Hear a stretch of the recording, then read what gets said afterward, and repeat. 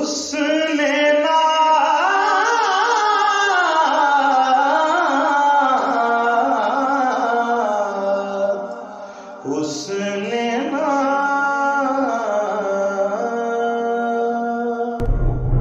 بسم اللہ الرحمن الرحیم نحمدہ ونصلی ونسلم علی رسولہ الکریم اما بعد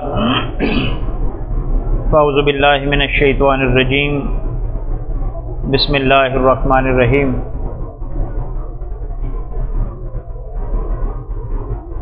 کلا بل لا تکرمون الیتیم ولا تحاضون علی طعام المسکین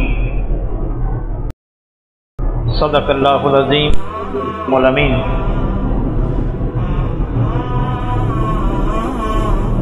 بلغ العلا بکمالہ کشف الدجی بجمالہ حسنت جمیع خصالہ صلوا علیہ وآلہ الصلاۃ والسلام علیک یا سیدی یا رسول اللہ وعلی آلک وصحابک یا حبیب اللہ۔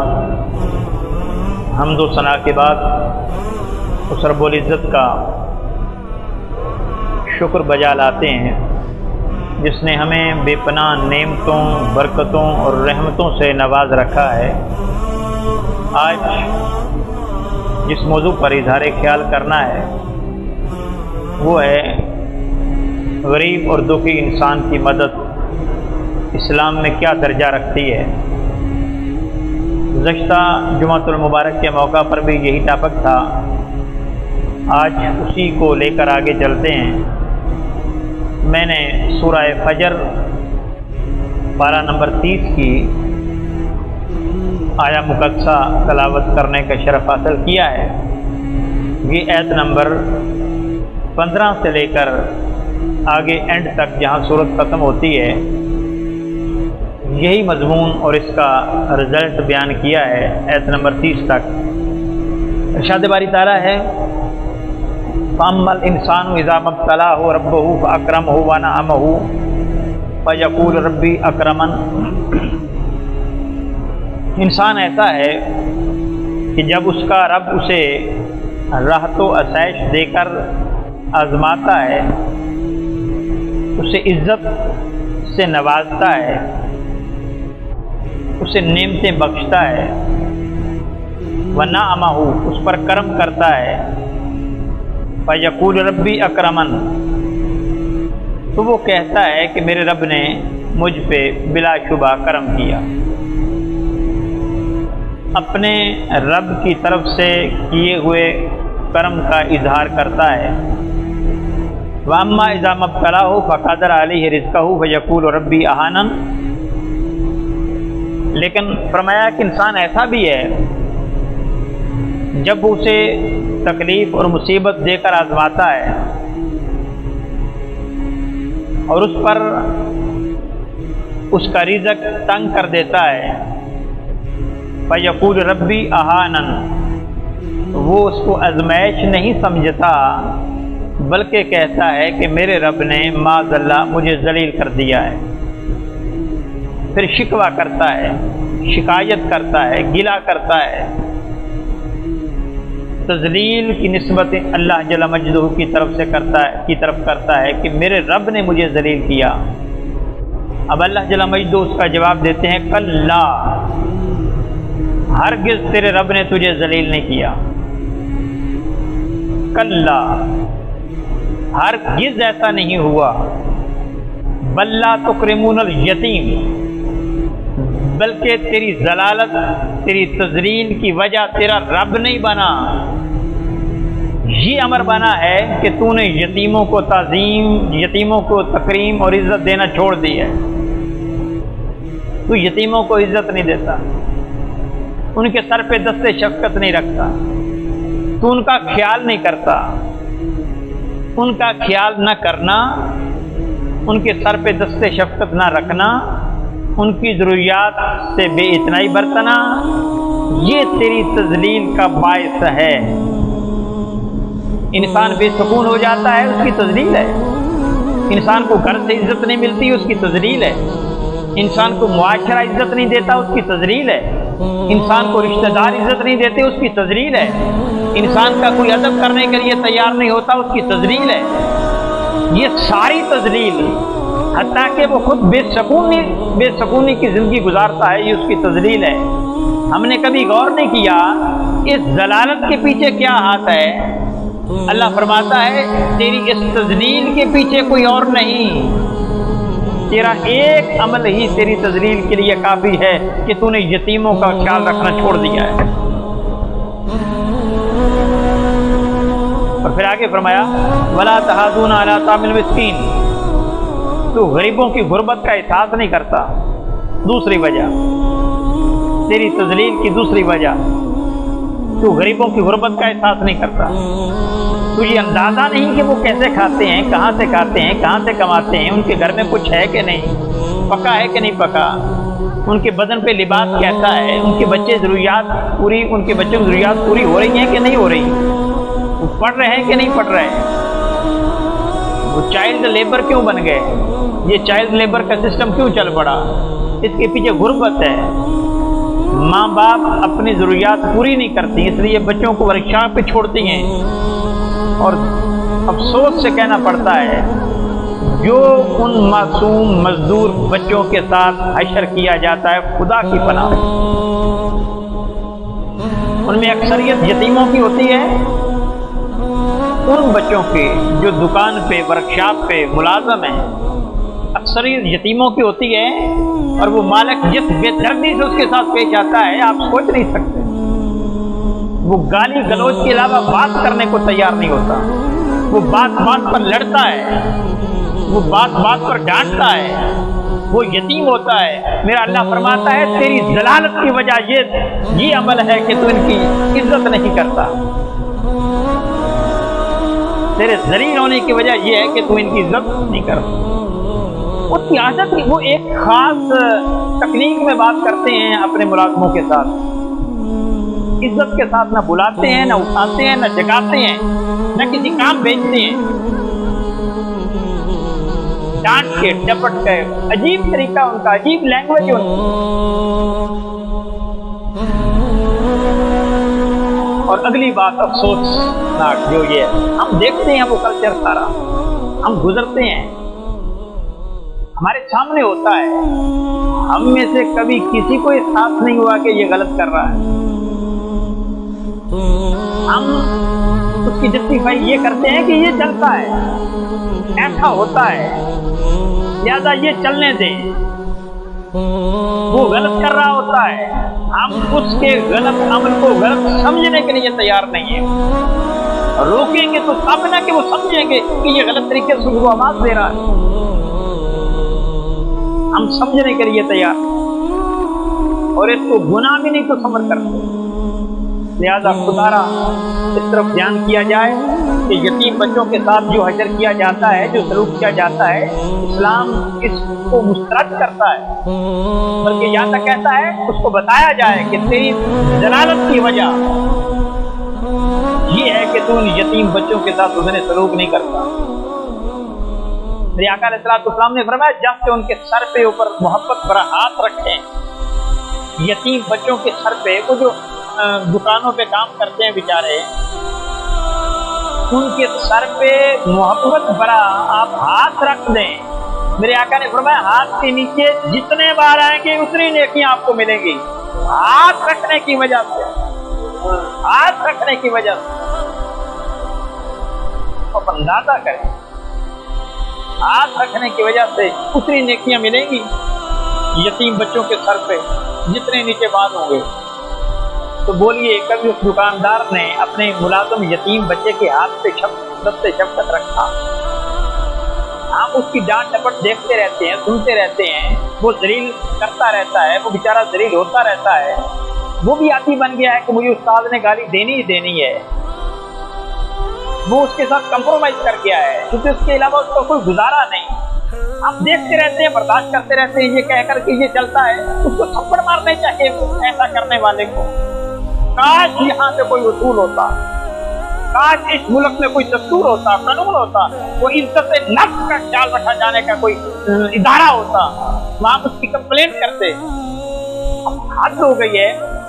میں باپنا میں ہوں, میں کہہ رہا تھا کہ آئے تھے ان کے گیٹ کے لوگ, جی بڑی دل, میں نے اسے کہا کہ میں نے کہا یہ شیڈول بڑا عجیب ہے آپ لوگوں کا کہ آپ جمعے والے دن یہ 2 گھنٹے اس میں کرتے ہیں جس ٹائم جمعہ ہوتا ہے, پھر عشاء کے وقت نماز کے وقت کرتے ہیں, پھر فجر کے وقت اب 6:15 سے 7:15 تک بچیوں نے تیار ہونا ہوتا ہے, کسی نے کپڑے پریس کرنے, کسی نے غسل کرنا, کوئی مثلا اس وقت بجلی بند ہوتی تو کتنی مشکل پیش آتی.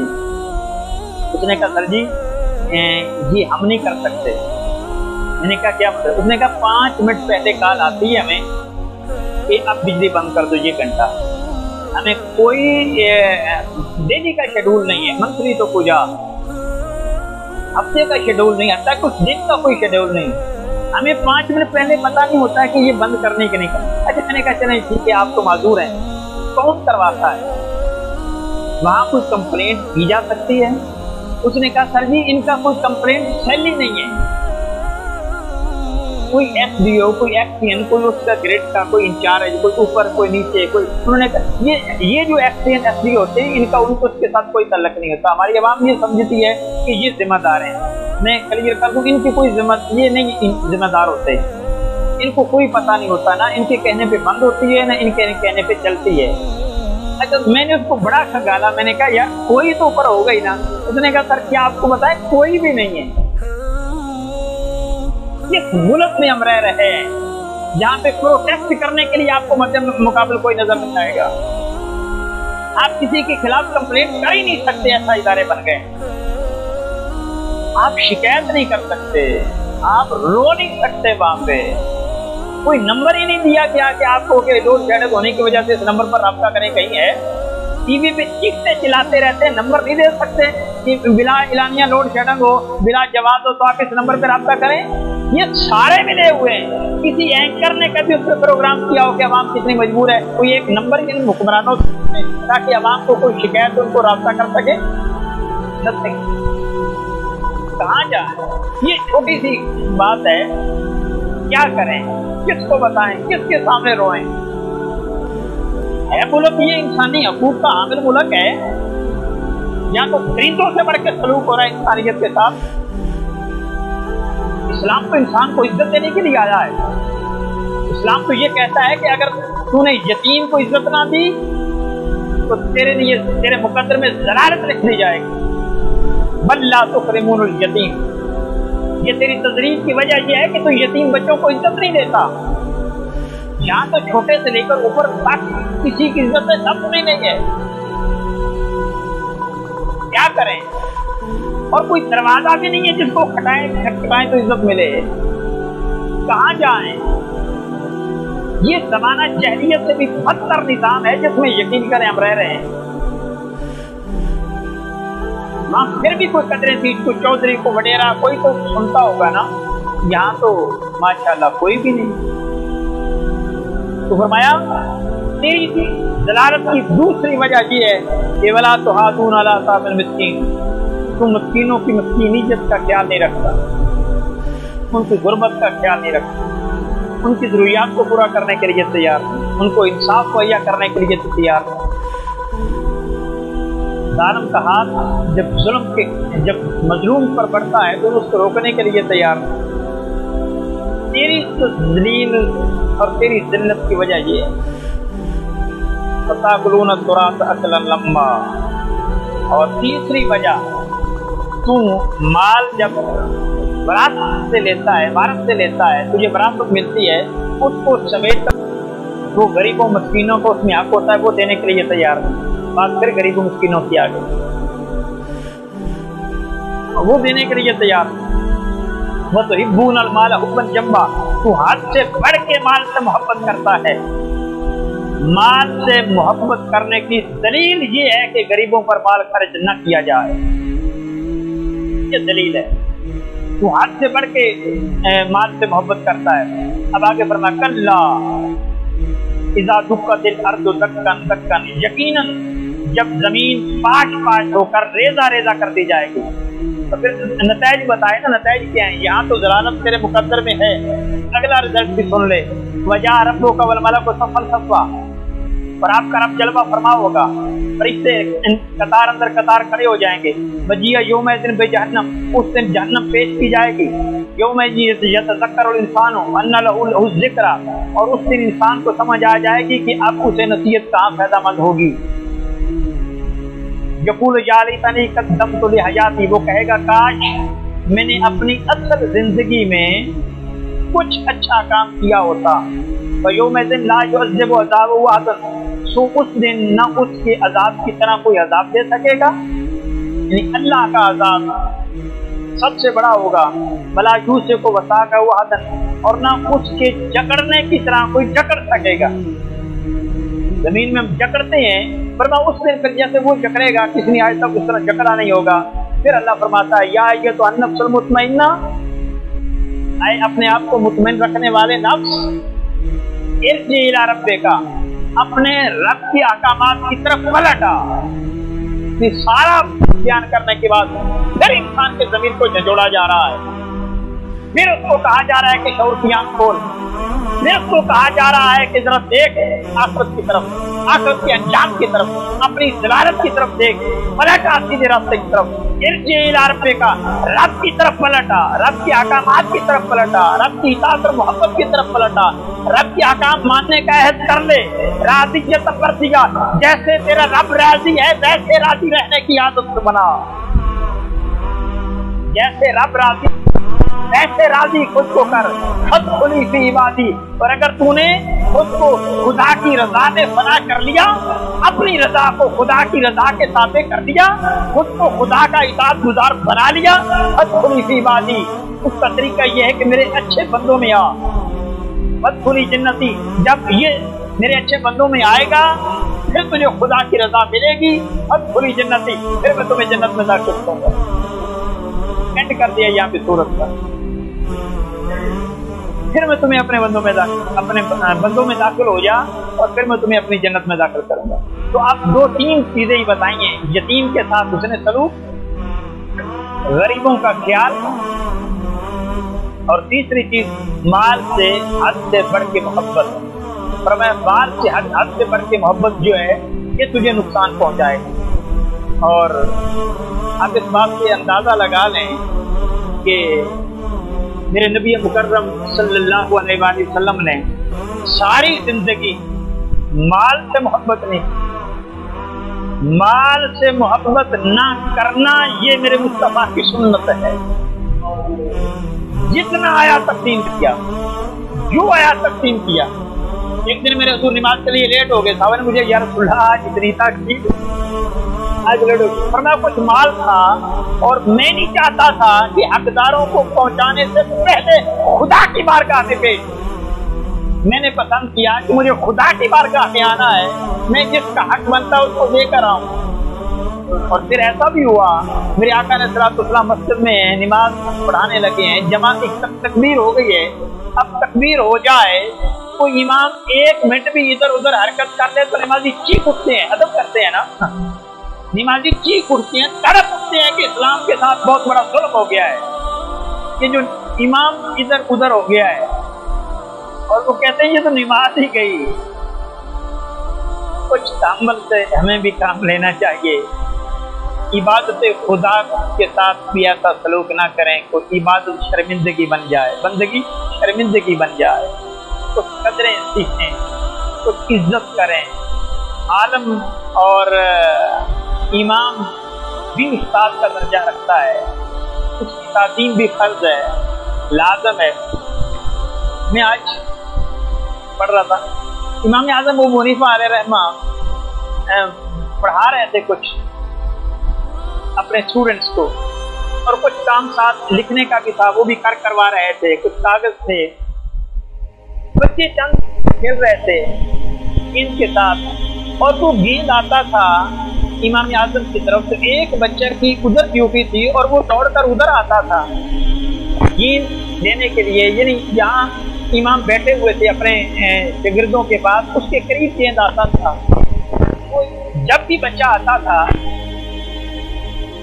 تو وقت کا بہت بڑا امام، وقت کا محدث، وقت کا مفسر، وقت کا فقیہ، وقت کا امام وہ جب بچہ ادھر کو آتا ہے کھڑ جاتے، کاغذ بکھر جاتے، ادھر ادھر ہو جاتے. وہ جب جاتا گیند لے کر 2-3 منٹ کے بعد آتا گیند نے ہو جاتے، اس بچے کے لیے کھڑے ہو جاتے احترام. کسی شاگرد یہ تو چلتا رہے گا. بچے ہیں کھیل رہے ہیں، پتہ نہیں کتنی بار گیند آئے اور اتنی بار کھڑے ہونا، سارا سسٹم ڈسٹرب ہو رہا ہے.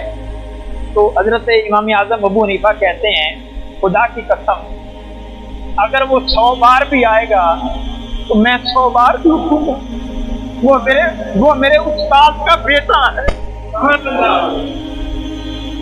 وہ میرے استاد کا بیٹا ہے. وہ 100 بار بھی آئے گا تعظیم کے لیے 100 بار اٹھوں. یہ ادب ہے، اس ادب کی ضرورت ہے.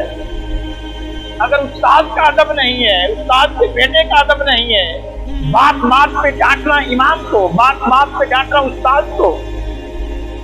مدرسے کے طلباء پھر بھی کسی حد تک اپنے استاد کی عزت کرتے ہیں، لیکن کالج یونیورسٹیوں میں تو تصور ہی نہیں ہے کہ رسپیکٹ کا. وہ تو کمرشل سمجھتے ہیں کہ یہ دے دیا لے لیا، پیسے دے کر علم. وہ ادب احترام وہ تو خاطر میں بھی نہیں لاتے. استاد نے ایسا کہا تھا، استاد آیا تھا، آئے بھی تھے یہ بھی نہیں بولا جاتا. ٹیچر آئی تھی، ٹیچر آیا تھا. ادب کے الفاظ استعمال نہیں ہو رہے. قربان جائیں ان ہستیوں پر جو ادب کر گئے. آج سینکڑوں سال گزر گئے، لوگ ان کا ادب کر رہے ہیں، لوگ ان کا ادب کر رہے ہیں. جب ان کا نام آتا ہے نگاہ ادب سے جھک جاتی ہے. حضرت ذیبکار یہ تو ایک استاد کی بات ہے. اسلام کہتا ہے کہ ہر انسان کا ادب کرو، ہر انسان کی تعظیم کرو، ہر انسان کو اپنے سے افضل جانو. میرے مصطفیٰ نے فرمایا مجھے اس ذات کی قسم جس کے قبضہ قدرت میں مجھے محمد کی جان ہے، جو دوسروں کو عزت دیتا ہے وہ میرے زیادہ قریب ہوتا ہے. میں اس کو عزت دیتا ہوں کہ دوسروں کو عزت دیتا ہے، میں اس کو عزت دیتا ہوں، وہ میرے قریب ہوتا ہے، میرا قرب پاتا ہے. مخاطب کر کے کہا تھا، فرمایا تھا آقا تو عزت والا ہے، تو تعظیم کے لائق ہے، تو قابل احترام ہے، تو خدا کا گھر ہے. لیکن خدا کی عزت کی قسم ایک بندہ مومن کی عزت تجھ تیری عزت سے زیادہ ہے. اس کا مقام تجھ سے زیادہ ہے، اس کی تقریم تجھ سے زیادہ ہے. ارے انسان کیوں غفلت کا شکار ہو گیا ہے؟ تو لاکھوں خرچ کر کے اس کی تعظیم کرتا ہے. یہ بندہ مومن جو جس کے بارے میں میرے مصطفیٰ نے فرمایا تھا یہ اس کعبہ سے افضل ہے، یہ اس کعبہ سے زیادہ عزت کے لائق ہے، یہ اس کعبہ سے زیادہ تقریم کے لائق ہے. اس کو گالی دیتا ہے، اس کی بےعزتی کرتا ہے، اس کی ریسپیکٹ کرنے کے لیے تو تیار نہیں ہے. اس کی عزت 1 منٹ میں خاک میں ملا دیتا ہے، اس کی عیبوں کو اچھالتا ہے. وہ رب جو اپنے بندے کے عیبوں پر پردہ ڈالتا ہے، تیرا کام اچھالنا رہ گیا ہے. خدا کا خوف نہیں تجھے آتا؟ تو اور پھر دیکھنے کعبہ اللہ نے نہیں بنایا، کعبہ بندے نے بنایا ہے، اور بندہ وہ ہے جس کو خدا نے بنایا ہے. انسان کے ہاتھوں سے کعبہ بنا ہے اور خدا کے ہاتھوں سے انسان بنا ہے. یہ انسان کی تعظیم زیادہ ہے. کریں تو صحیح. ہم کتنے ہیں جو ایک حج سے دوسری حج، ایک حج میرے حضور نے تو ایک ہی حج کیا زندگی میں، تمہیں الحاج لکھوانے جو کچھ تھا وہ ان کو دیا. یقین کریں میں نہیں سمجھتا کہ کوئی انسانی ضرورت ان کے پاس، کوئی انسانی سہولت ان کے پاس ہے، بالکل نہیں. جیسے ہم سنتے تھے نا کہ زمانہ جاہلیت میں یا پچھلے زمانے میں لوگ زندگی گزارا کرتے تھے، اس سے بھی بدتر ان کی زندگی ہے. اب حال یہ ہے کہ چھاؤں تک نہیں ہے، کیونکہ جو درخت ہیں وہ اپنا پانی میں ہیں. اب بھی 3-3 فٹ پانی ہے، حالانکہ یہ 14 اگست سے لے کر اب تک 25-26 دن 27 دن ہو گئے.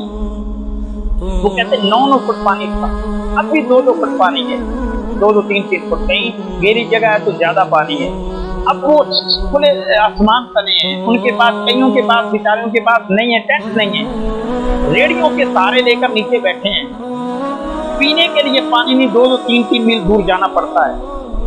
میں نے کہا آپ سبزی وغیرہ کہاں سے لاتے ہو؟ کہتے ہیں 10-15 کلومیٹر دور ہے، کبھی کوئی جائے تو وہاں سے لے کر آئے، اس بس ایسے ہی گزارا کرتے ہیں۔ جو وہ کھاتے ہیں وہ بھی ناقابل بیان ہے، جو پہنتے ہیں وہ بھی اب کپڑے دھو نہیں سکتے، غسل کر نہیں سکتے، کوئی سہولت نہیں۔ سب سے بڑھ کے ظلم یہ ہے کہ چھاؤں نہیں ہے، اور رات کو مچھر، اب پانی گندا ہے وہ مچھر سے بیچارے بیمار اور بلک رہے ہیں۔ کہتے راتیں ہماری جاگ گزرتی ہیں، دن کو چھاؤں نہیں ہے، سایہ نہیں جہاں جانور ان کے، پھر بھی لوگوں کو تو کوئی راشن دے یا کہیں سے، جانوروں کے پاس چارہ نہیں ہے، وہ پانی میں ہے سارا کچھ، وہی ان کا ذریعہ ہے۔ اور میں نے ان سے پوچھا کہ کوئی تنظیم یا کوئی گورنمنٹ کا کوئی نمائندہ آیا؟ انہوں نے کہا سر ایک تحریک آئی ہے، تحریک لبیک یا رسول اللہ، ایک آئی ہے، ایک دفعہ آیا، اور 2-3 فیملیز آئی ہیں، اور پھر آپ لوگ آئے ہیں، حکومتی کوئی نمائندہ نہیں آیا۔ وہاں کے وڈیرے، چودھری، لٹیرے، جاگیردار، سرمایہ دار، ان میں سے ایک بھی نہیں ان کے پاس آیا۔ تو کیا یہ تو ایک الگ میٹر ہے نا کہ اب سیلاب ہے، یقین جانیے اگر سیلاب نہ ہو پھر بھی ان کا کوئی حال نہیں، پھر بھی کوئی حال نہیں۔ تو میں آپ لوگوں سے اپیل کروں گا، پچھلی دفعہ ہم نے یہاں سے 20,000 ایک اکٹھا ہوا تھا، 16,000 علی بھائی نے دیے تھے، 36,000۔ تو میں نے اس دفعہ مسجد میں اپیل کی تھی 1.5-2 لاکھ کے قریب کم و بیش وہاں پہ حمدی تعالیٰ ہمارا ہے کہ جب وہ اب پانی خشک ہوگا، اب وہ جب گھر بنائیں گے پھر ان کو زیادہ ضرورت پڑنے، ہم اس لیے ڈیلے کر رہے تھے کہ مر زیادہ ہو جائے، پھر جب وہ گھر بنائے کچے پکے جیسے مکس ہوتے ہیں ان کے، تو ان کی مدد ہو جائے، ان کے ساتھ آ جائے۔ پھر میں نے پوچھا ان سے کہ تمہارا گزارا کیسے ہوتا ہے؟ وہ کہہ رہے تھے کہ یہ جاگیرداروں کی زمینیں ہیں، کسی کا 100 مربع، کسی کا 60 مربع، آپ کو کتنا حصہ ہے؟ ہمیں کہتے ہیں ہم محنت مزدوری کرتے ہیں تو 15واں حصہ اس میں سے 16واں حصہ، تو کہتے ہیں کہ وہ نام کا تو 15واں ہوتا ہے، پھر انہوں نے کیلکولیشن کی ساری، پھر اس میں سے سارے اخراجات نکالتے ہیں، اور ایک کماز، ایک کلے کا کماز جو ہے ہمیں اس میں سے 5-6 ہزار پر ملتا ہے، سارا کچھ بولے جاتے ہیں۔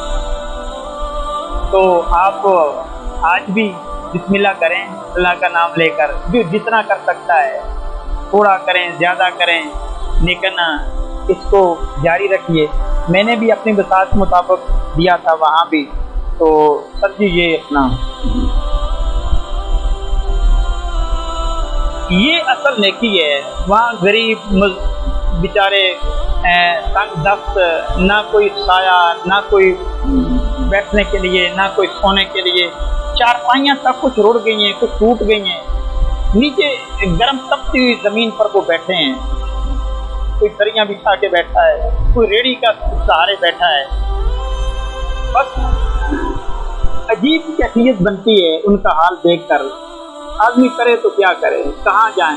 یہ 20-20 ارب، یہ 4-4 ارب، یہ 5-5 ارب کی حکومت جو لگا رہی ہے، کوئی ایک پیسہ بھی پتہ نہیں یہ کہاں پہنچاتے ہیں، ہمارے وہم و گمان میں بھی نہیں آتا ہے کہ وہ کہاں پہنچاتے ہیں، ان تک کچھ نہیں پہنچا۔ اللہ تعالیٰ ان کو ہدایت دے۔ اور پھر ایک بات جو مزے کی وہ یہ، اس پورے علاقے میں تقریباً 25-30 کلومیٹر کے ایریے کا ہم نے جائزہ لیا۔ تحریک لبیک یا رسول اللہ، دعوت اسلامی، منہاج القرآن اور جماعت اسلامی کی خدمت، یہ تنظیمیں 4 ہیں جو کام کرتی نظر آئی۔ لوگ بتا رہے ہیں کہ انہوں نے ہمیں کچھ پہنچایا، ان کے ہی لگے ہوئے کیمپ لگے ہوئے ہیں، ان کی ٹرک میڈیسن ایمبولینس جا رہی ہیں۔ دوسری مزے کی بات، کسی سیاسی جماعت کا ایک آدمی بھی نہیں ہے وہاں، کسی سیاسی جماعت کا۔ یہ 20-30 غالباً سیاسی جماعتیں جو رجسٹر ہیں ہمارے، کسی ایک سیاسی جماعت کا ایک نمائندہ بھی نہیں۔ ہیروز ہمارے وہ ہیں، مذہبی جماعتوں، تحریکوں، تنظیموں کو ہم خاطر میں نہیں لاتے، محبت ہم ان سے کرتے ہیں، لیکن مشکل وقت میں ان میں سے کوئی مدد کے لیے آگے غریب عوام کے لیے نہیں بڑھ رہا۔ ان کو اپنے اقتدار کی لذتیں عزیز ہیں، اقتدار عزیز ہے، وہ آپس میں لڑ رہے ہیں، مر رہے ہیں، عوام کو بے وقوف بنا رہے ہیں، اور غریب بیچارے ان کے حال کو دیکھ کر رو رہے ہیں، گویا وہ